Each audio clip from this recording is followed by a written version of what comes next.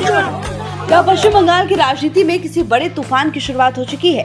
क्या एक हमले ने पूरे बंगाल का सियासी तापमान बढ़ा दिया है? और क्या अब ये मामला सिर्फ सड़क की राजनीति नहीं बल्कि हाईकोर्ट और राजभवन तक पहुंचने वाला है? दरअसल पश्चिम बंगाल के सोनारपुर में उस वक्त बड़ा हंगामा मच गया जब चुनाव के बाद हिंसा के पीड़ितों से मिलने पहुंचे टीएमसी के बड़े नेता अभिषेक बनर्जी का विरोध शुरू हो गया। हालात इतने बिगड़ गए कि अंडे फेंके गए, नारेबाजी हुई और सुरक्षा के बीच माहौल पूरी तरह तनावपूर्ण हो गया।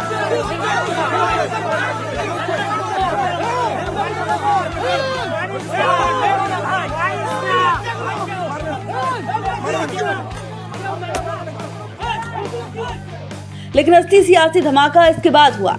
घटना के बाद अभिषेक बनर्जी ने बेहद गंभीर आरोप लगाए। उन्होंने कहा कि सिर्फ विरोध नहीं था बल्कि उन्हें डराने और चुप कराने की कोशिश थी।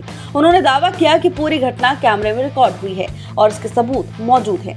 यहीं से मामला और ज्यादा गरमाया। अभिषेक ने साफ संकेत दिए कि अब ये लड़ाई सड़क से निकलकर कानूनी मोर्चे पर जाएगी। उन्होंने कहा कि पूरे मामले को हाईकोर्ट और राज्यपाल के सामने रखा जाएगा। अब सवाल उठ रहा है कि क्या ये सिर्फ एक स्थानीय विरोध था या फिर इसके पीछे कोई बड़ा राजनीतिक संदेश छिपा हुआ है। ये जो पूरा घटना घटा ये चलता रहे और इसको बंद करने का कोई प्रयास राज्य सरकार की तरफ से है ही नहीं।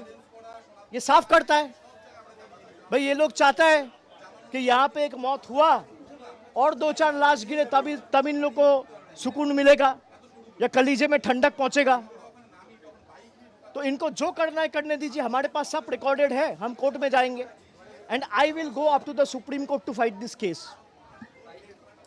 जिस तरह का अंडा फेंका है, ईटा भी मारा है, क्या कहेंगे सर? आपने सब कुछ देखा है ना, एक सवाल आप 10 बार पूछेंगे, पूरा रिकॉर्डेड है। आप ईटा मारा है, अंडा फेंका है, पत्थरबाजी किया है, ये क्या है जरा बताइए। और जो लोग पास में खड़े हैं, मोहल्ले के लोग, इलाका के लोग, इस गांव में जो लोग रहते हैं, इस पाड़ा में जो लोग रहते हैं, इस वार्ड में जो लोग रहते हैं, सबसे बाहर मिलके देखिए सब किस तरीके से हम लोग से मिला है, किस तरीके से अभी भी प्यार और इज्जत से हमें नमस्कार कर रहा है और हमसे बात करने की कोशिश किया जा रहा है।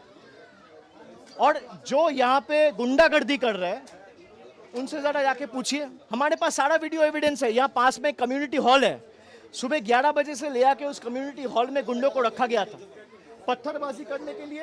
ये देखिए मेरा चश्मा का क्या हाल किया है, देखिए मेरा चश्मा का क्या हाल किया है। मेरा एक्सीडेंट हुआ था 10 साल पहले, आंख में 7 सर्जरी हुआ है, मेरा आंख में ईंटा मारा है, मैं आंख खोल नहीं पा रहा हूँ, घूसा मारा है, उसको लगा पीठ में, छाती में, हाथ में, पैर में, क्या हाल किया है। मैं एक हेलमेट पहन के जा रहा था, नहीं तो आज मेरा सर 2 टुकड़ा हो जाता। बंगाल में सत्ता परिवर्तन के बाद राजनीतिक संघर्ष नए दौर में प्रवेश कर चुका है।